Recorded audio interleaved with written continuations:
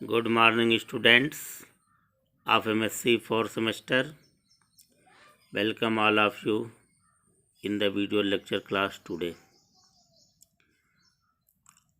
I will discuss about the next topic in the fish diseases, viral diseases in fishes. Before it, I was discuss about the bacterial diseases in fishes. So that topic was completed in the before video. Today I want to discuss about the viral diseases in fishes. There are many type of diseases which causes by the viruses in the fishes, and there are many food fishes that are situated in freshwater bodies in our areas that also affected by the virus. So virus is a very fatal agents that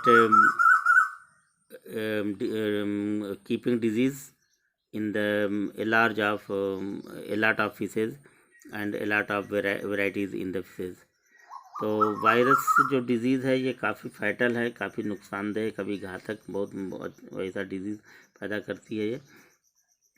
और आजकल जो माहौल भी है virus का है, देख रहे हैं वायरस कितना ख़तरनाक है, जो है कि पूरे वर्ल्ड को जो है अपनी चपेट में लिया हुआ है।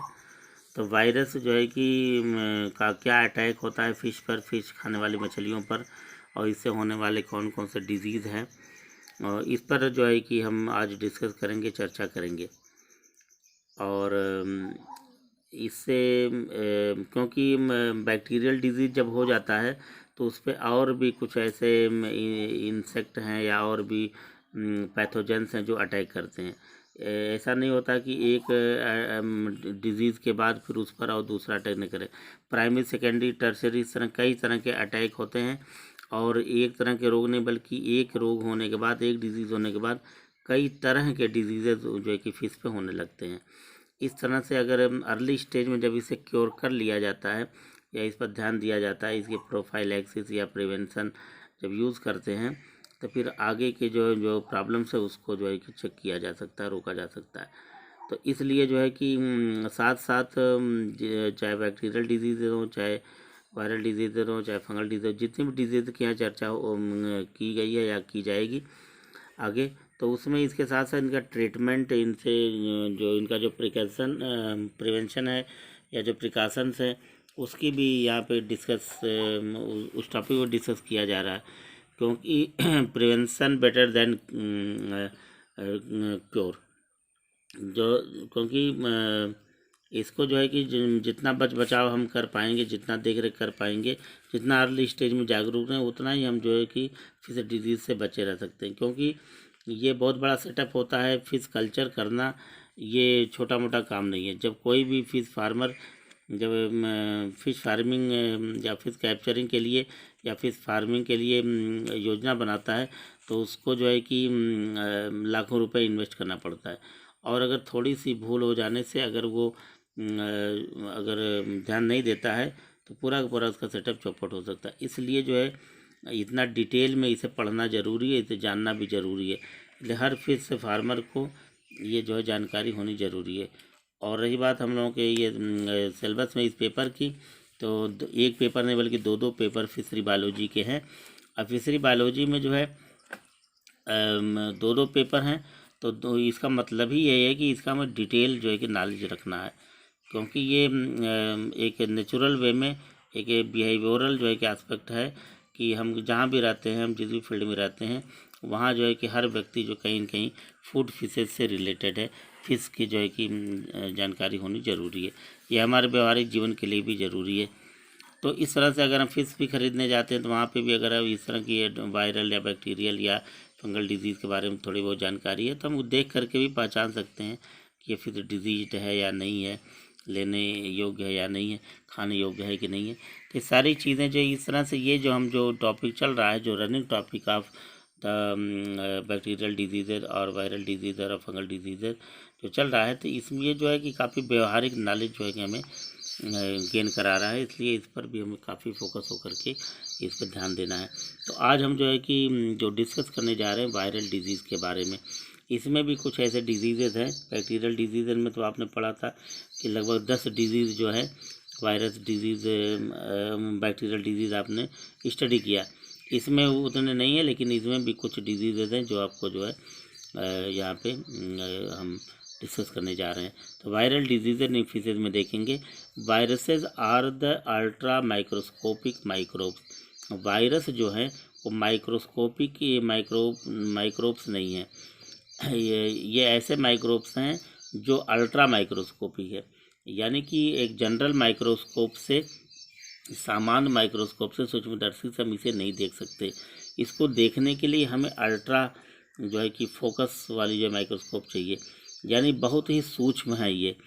तो इतने सूक्ष्म है कि इनको जो है कि देखना जो है कि बिना अल्ट्रा माइक्रोस्कोप के पॉसिबल नहीं है। तो फिर इनसे होने वाले डिजीज़ की स्टडी करना तो और मुश्किल है। तो इसलिए इनके इस पर थोड़ा सा अपना ध्यान फोकस करना है। कंपोज्ड बाय न्यूक्लियोप्रोटीन, और ये वायरस जो होते हैं न्यूक्लियोप्रोटीन के बने होते हैं। इनके बॉडी के जो फार्मेशन होता है उसमें बॉडी में होता क्या है, न्यूक्लियोप्रोटीन मतलब कि किसी भी पर्टिकुलर सेल के न्यूक्लियस में जो मटेरियल पाया जाता है, यानी कि न्यूक्लियस के अंदर पाया जाने वाला प्रोटीन। न्यूक्लियस के अंदर पाया जाने वाला प्रोटीन क्या डीएनए होता है या आरएनए होता है। तो इनकी बॉडी जो है डीएनए या आरएनए की बनी होती है। और डीएनए आरएनए के साथ साथ या तो वायरस में ये एक मेन फीचर है कि वायरस जो है या तो डीएनए वायरस होते हैं या तो आरएनए वायरस होते हैं। अगर डीएनए वायरस है उनके बॉडी में सिर्फ डीएनए ही होगा, अगर आरएनए वायरस है तो सिर्फ आरएनए ही होगा। और इस डीएनए और आरएनए के साथ साथ एक्स्ट्रा जो है प्रोटीन भी जुड़े होते हैं, और यही डीएनए आरएनए और ये प्रोटीन जो है यही इनके बॉडी को विलक्षणता प्रदान करते हैं, एक न्यूक्लियर एक पिकुलियर जो है कैरेक्टरिस्टिक शो करते हैं। तो कंपोज्ड बाय न्यूक्लियोप्रोटीन, तो ये न्यूक्लियोप्रोटीन के बने होते हैं, डीएनए और आरएनए प्लस प्रोटीन इसी के बने होते हैं। They are completely incapable of independent multiplication. ये ऐसे माइक्रोब्स होते हैं जो है ये किसी पे डिपेंड नहीं होते अपने मल्टीप्लिकेशन के लिए, अपने संख्या को बढ़ाने के लिए, अपने जनरेशन को जो है कि बढ़ाने के लिए ये किसी चीज़ पर डिपेंड नहीं होते। They are completely incapable of independent multiplication. तो कहने का मतलब यह है कि ये इतने जो है सक्षम होते हैं कि अगर ये निर्जीव चीज़ों में इसके साथ जुड़े हैं तो हज़ारों वर्षों तक कुछ नहीं कर सकते। अगर देखिए, अगर किसी लिविंग थिंग्स के साथ जुड़ जाते हैं पे पाए जाते हैं तो फिर ये बहुत तेज़ी से मल्टीप्लाई करते हैं। इस तरह से ये जो है कि ये स्वतः चाहें तो जो है कि इसीलिए इनको निर्जीव और सजीव के बीच की कड़ी कहा जाता है। Viruses are interconnecting link between living and non living things. तो इसलिए जो है कि ये इनकी विशेषता इसलिए और भी बढ़ जाती है। तो ये जो है कि अपने आप में जो है कि कैपेबल नहीं होते जब तक इनको कोई सहारा न मिले। अनलाइक बैक्टीरिया एंड फंजाई, क्योंकि फंजाई और बैक्टीरिया तो स्वतः जो है डिपेंडेंट होते हैं, ये मल्टीप्लाई कर सकते हैं, लेकिन वायरस में ऐसा नहीं है। लेकिन जब ये मल्टीप्लाई करना शुरू करते हैं तो फिर इनको कोई रोक भी नहीं सकता, फिर बैक्टीरिया या फंजाई तक भी जो है पीछे हो जाते हैं। They depend for their replication on being able to invade host cells. ये जो है कि क्या करते हैं, ये अपने रेप्लिकेशन पे डिपेंड करते हैं, क्योंकि डीएनए या आरएनए इनके अंदर जो पाया जाता है, इनका जो रेप्लिकेशन होता है, यानी बार बार ये अपना स्ट्रक्चर और फंक्शन चेंज करते हैं, अपने आप को रिफॉर्म करते हैं, नए नए फैशन में अरेंज करते हैं। इसी वजह से पता नहीं चलता कि ये किस फैशन में या किस जो है कि कंपोजिशन में सामने आएंगे। इसलिए इसमें थोड़ा सा भी अगर अंतर इनके रेप्लिकेशन हो गया, एक नया डिजीज़ पैदा कर सकते हैं। They depend for their replication on being able to invade host cell, और रेप्लिकेशन के ही बल पर ये किसी भी होस्ट में ये जो है कि वहाँ पे इन्फेक्शन डालते हैं।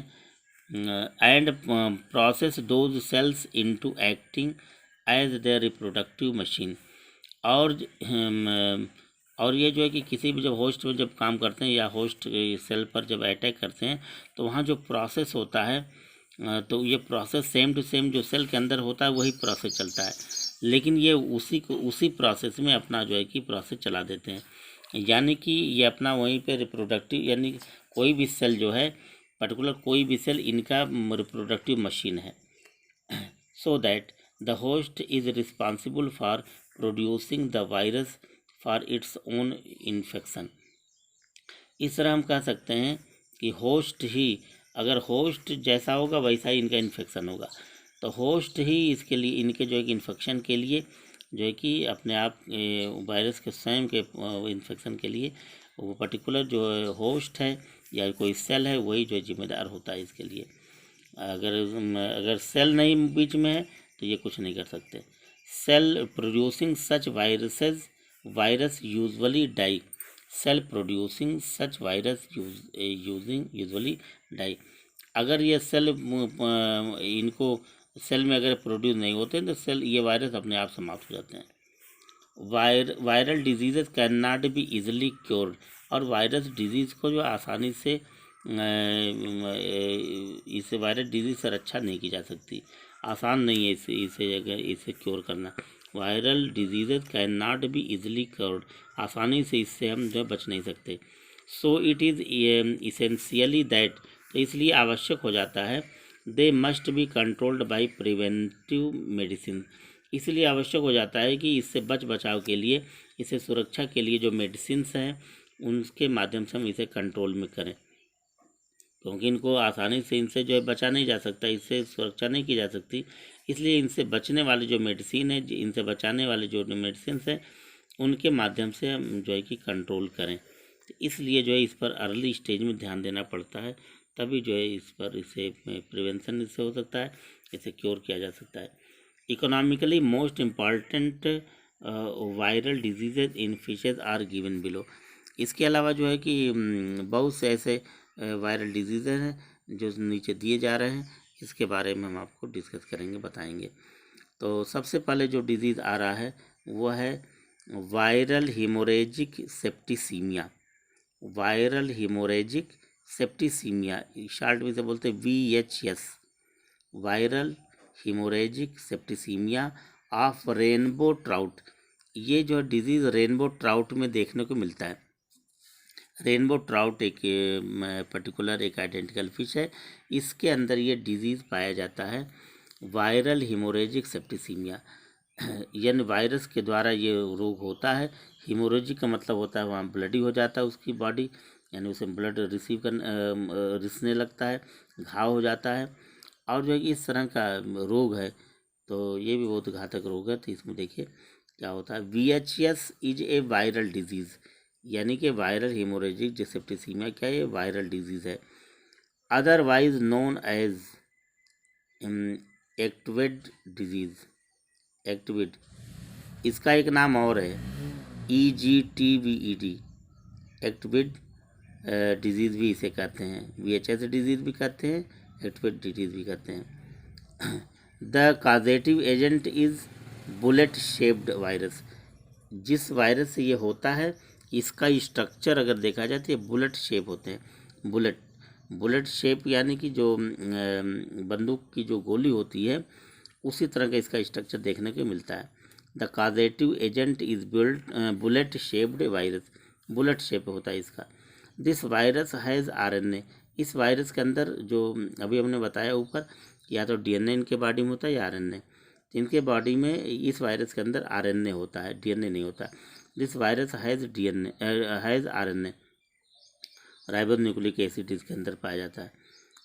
जीनोम एंड मीजर्स, इनमें जो जीनोम होता है वो RNA का होता है, और इनका जो डायमीटर कितना होता है, and measures 50 nm in diameter, और ये 50 नैनोमीटर के होते हैं। अब 50 नैनोमीटर देखिए कितना, सोच में जो नेकेड आई से तो कोई संभावना ही नहीं है देखने की, और वैसे भी जनरल माइक्रोस्कोप भी से नहीं देखा जा सकता, इसको अल्ट्रा माइक्रोस्कोप से ही देख सकते हैं। तो 50 nm डायमीटर का, डायमीटर यानी क्षेत्रफल का ये होता है। The symptoms include general anaemia, अब जब इससे रोग होता है किसी फिश में यानी कि रेनबो ट्राउट में, तो लक्षण क्या देखने को मिलते हैं, वो लक्षण आपके सामने हम दे रहे हैं। द सिम्टम्स इंक्लूड, इसमें जो लक्षण जुड़े होते हैं कौन कौन से देखिए। इंक्लूड जनरल एनीमिया, यानी जनरली एनीमिया हो जाता है, यानी खून की कमी हो जाती है, फिश के अंदर खून की कमी हो जाती है, एनीमिया। और क्या होता है, पेल डिस्कलरेशन ऑफ गिल्स, इसका जो गिल होता है फिश का, रेनबो ट्राउट का जो गिल होता है वो येलो कलर का हो जाता है, यानी डिस्कलर हो जाता है, पेल डिस्कलरेशन ऑफ गिल्स। गिल, क्योंकि गिल तो रेड कलर का होता है, अगर हेल्दी है तो रेड कलर का होता है, जब ये डिस्टर्ब होता है यानी ये अनहेल्दी होता है, रोगी होता है, तो वो येलोइस कलर का हो जाता है, येलोइस कलर यानी डिस्कलर हो जाता है, पेल डिस्कलरेशन ऑफ गिल्स। और क्या होता है, swelling of eyes, in fish की आंखें सूज जाती हैं, फूल जाती हैं, स्वेलिंग ऑफ आइज़। और क्या होता है, एंड बेली, और उसकी बेली, बेली का मतलब उसके जो गोनाइड्स हैं, गोनाइड वाला जो एरिया है जो भागे वो फूल जाता है, and belly. Come oedema of muscles, oedema of muscles, और इसके मसल्स में जो है कि दमा की बीमारी हो जाती है, दमा, उनके मसल्स में जो है कि सफोकेशन होता है, फूलते पचकते हैं इस तरह से, यानी मसल्स जो है रेगुलर कंडीशन में नहीं होती, उसमें कंट्रैक्शन जो रिलैक्सेशन जो होता है, मसल कंट्रैक्शन, वो एक सीक्वेंस में होना चाहिए।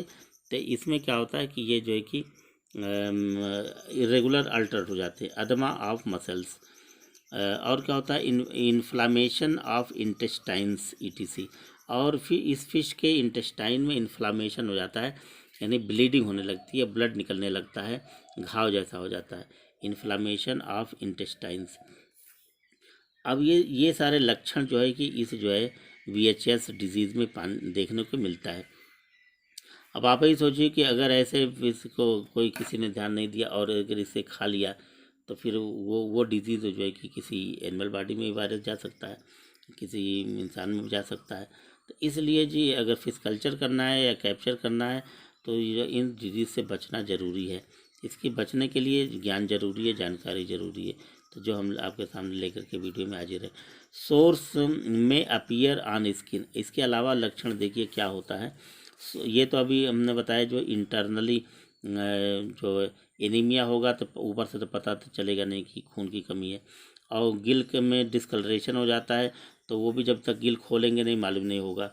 और उसके आइज़ में स्वेलिंग है तो इतना कोई ध्यान नहीं देता कि आँखों में स्वेलिंग है कि नहीं है, या बेली में, बेली भी अंदर बॉडी के अंदर, अदमा मसल्स में कंट्रैक्शन कब हो रहा है कब नहीं, या इसके इंटेस्टाइन में इन्फ्लामेशन, ये सब ऊपर से दिखने वाले लक्षण नहीं है।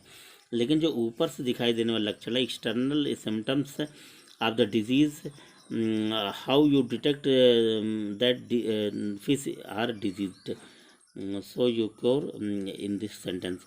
तो इसमें देखिए ध्यान देंगे कि इस पर जो ऊपर से देखने वाले जो लक्षण है क्या है।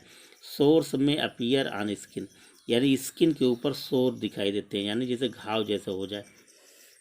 सोर्स में अपीयर ऑन स्किन, जगह जगह जो है कि उसकी स्किन जैसे फफोले पड़ जाए, वहाँ से जो है कि रिसने लगता है ब्लड, सोर हो जाते हैं, घाव जैसे होने लगते हैं।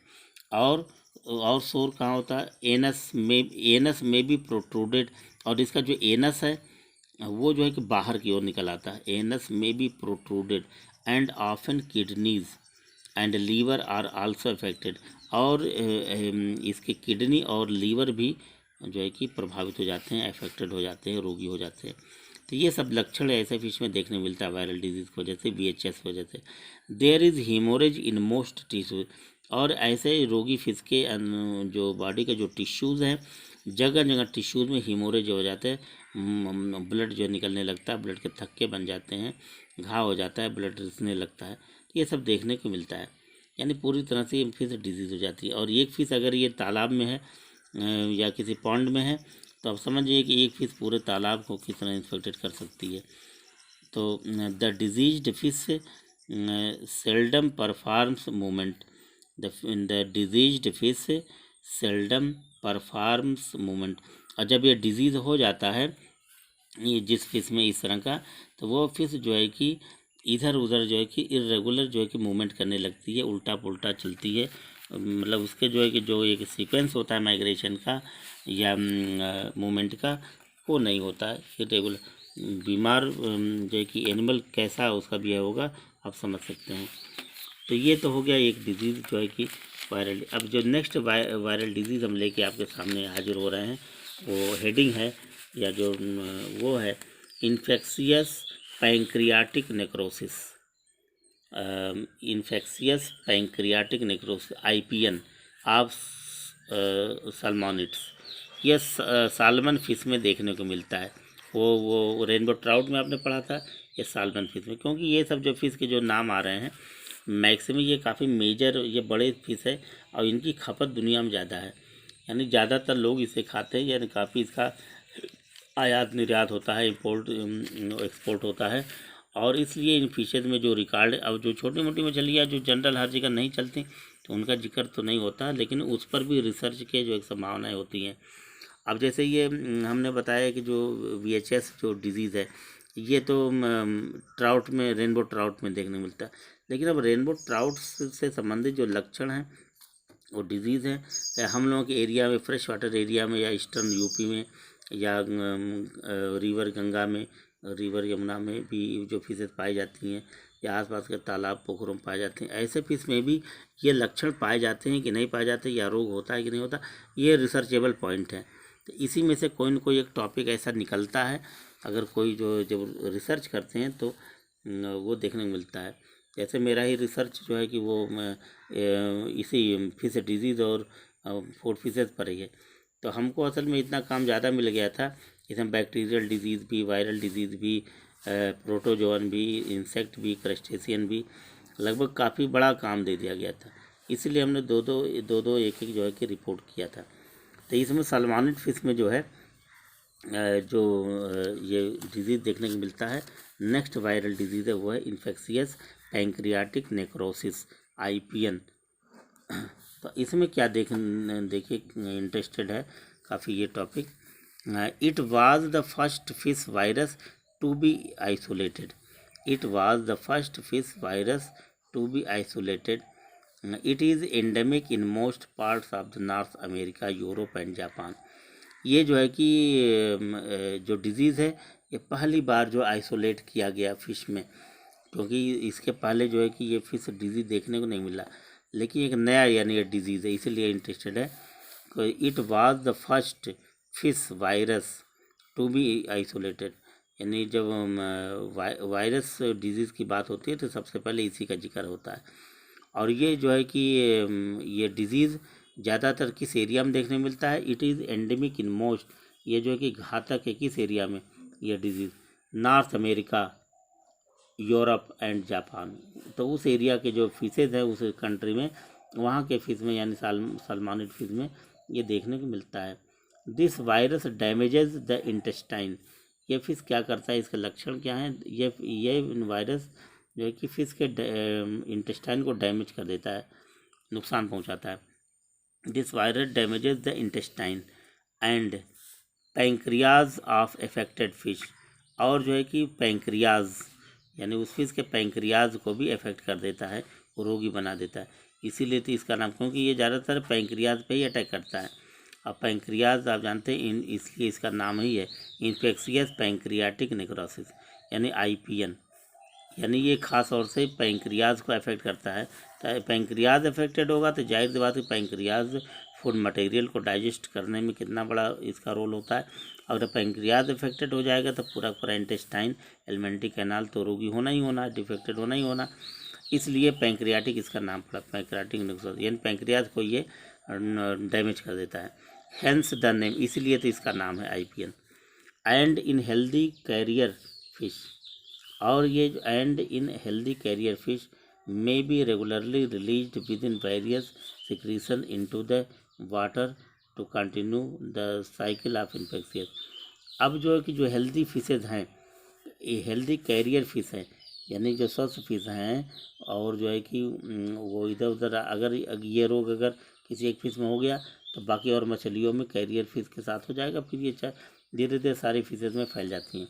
May be regularly release with in various secretion, और फिर ये ऐसे रोगी फिश में से जो कि इस तरह के जो है कि सिक्रीशन बराबर निकलते रहते हैं, और जो है कि और फिशेज को भी हो जाता है into the water to continue. और वाटर में ये रोग या इससे रिलेटेड चीज़ें बाहर आती सिक्रीशन, और इस तरह से इनका इन्फेक्शन एक साइक्लिक फॉर्म में आगे से आगे बढ़ता रहता है, यानी वो काफ़ी घातक फिशेज है, ये डिजीज़ है। This virus is 70 nm in diameter.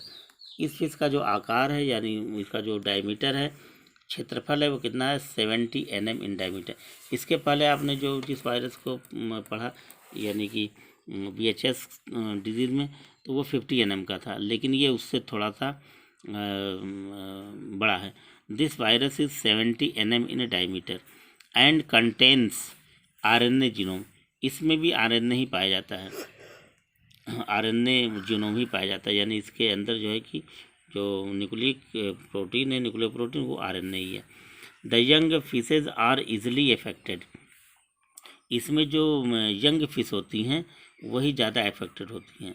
Young fish यानी कि एडल्ट फिश ही जो है ज़्यादा रोगी होती है इस फिश से, क्योंकि पैंक्रियाज अच्छी तरह से, पैंक्रियाज जो है कि यंग फिश में ही काम करता है।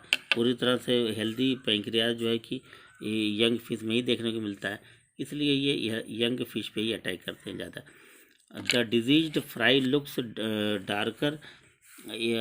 और ऐसे फिश के जो फ्राई होते हैं, जब इफेक्टेड हो जाते हैं, डिजीज्ड हो जाते हैं, फ्राई यानी छोटे छोटे बच्चे फिश के, तो ये कैसे दिखते हैं, डार्क कलर यानी काले कलर के हो जाते हैं, डार्क कलर के हो जाते हैं। And swims in spiral fashion.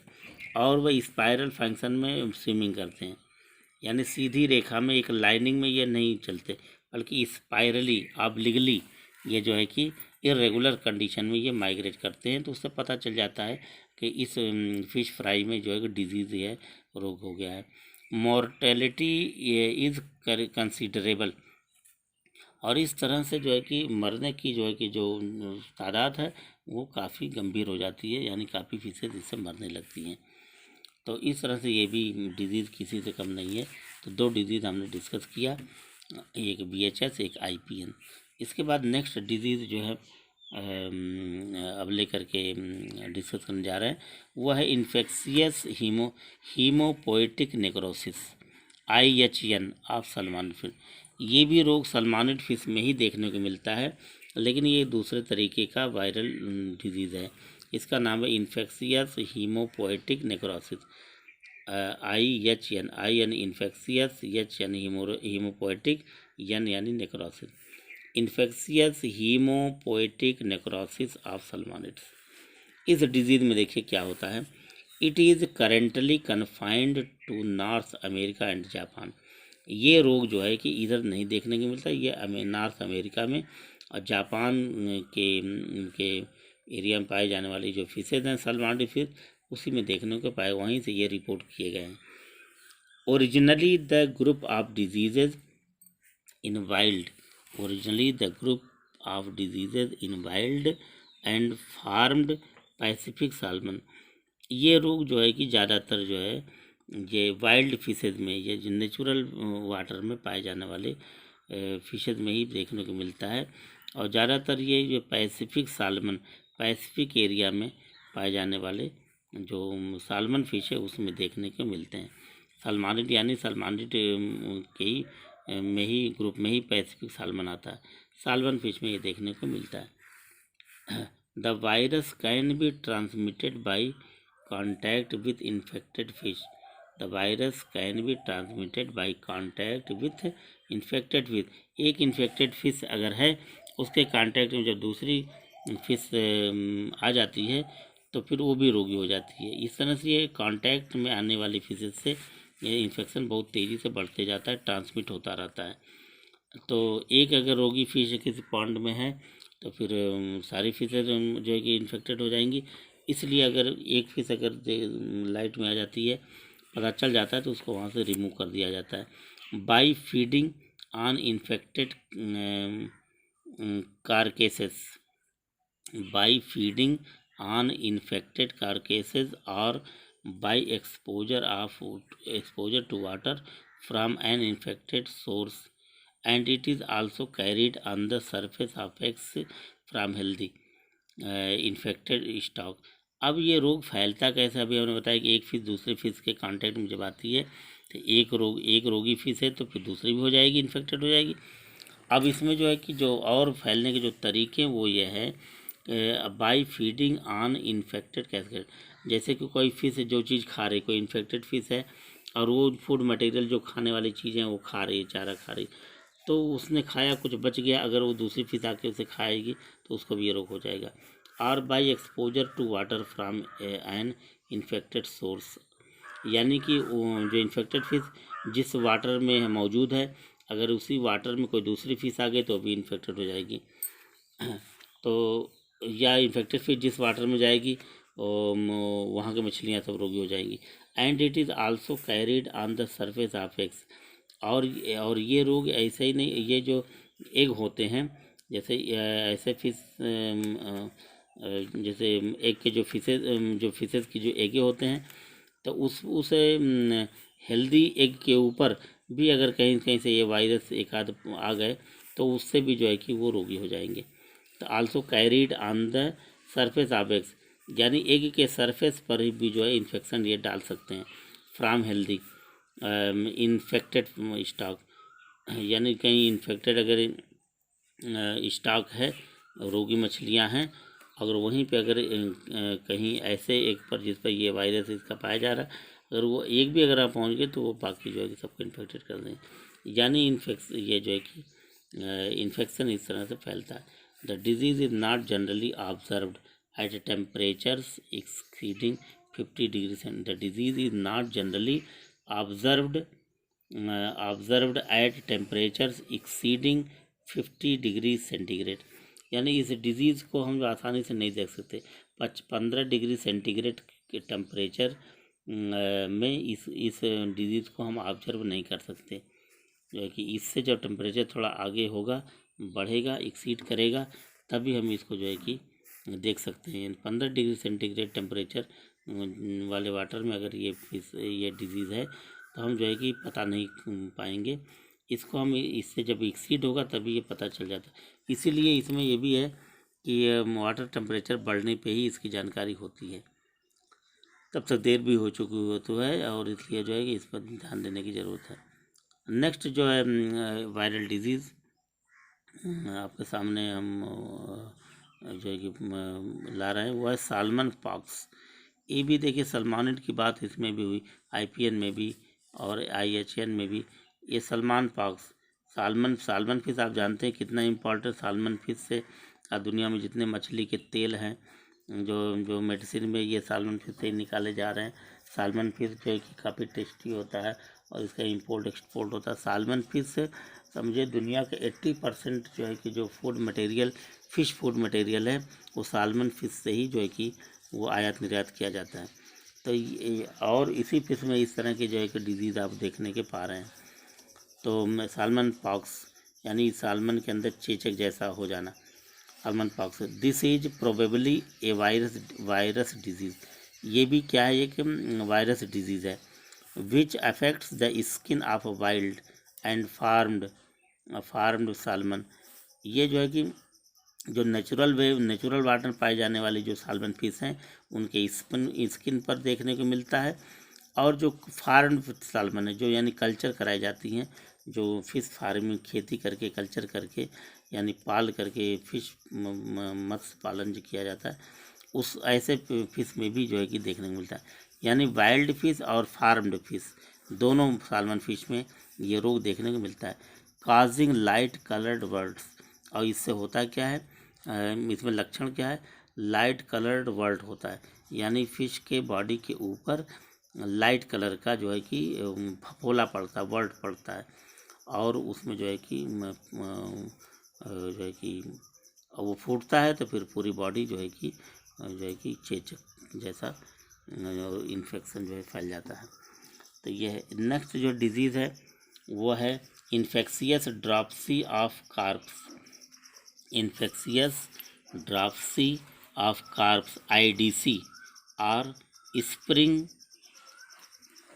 वीरेमिया of carps SVC, यानी इसको IDC या SVC भी कहते हैं इस रोग को। IDC infectious dropsy of carps, carp में पाए जाने वाला इन्फेक्शियस ड्रॉप्सी, और इसी को स्प्रिंग वेरेमिया ऑफ कार्प्स भी बोलते हैं।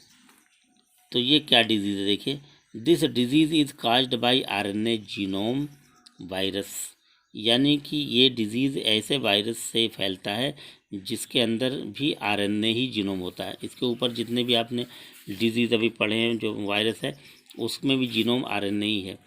इस वायरस का नाम है रैप्डो वायरस कार्पियो, रैप्डो वायरस कार्पियो।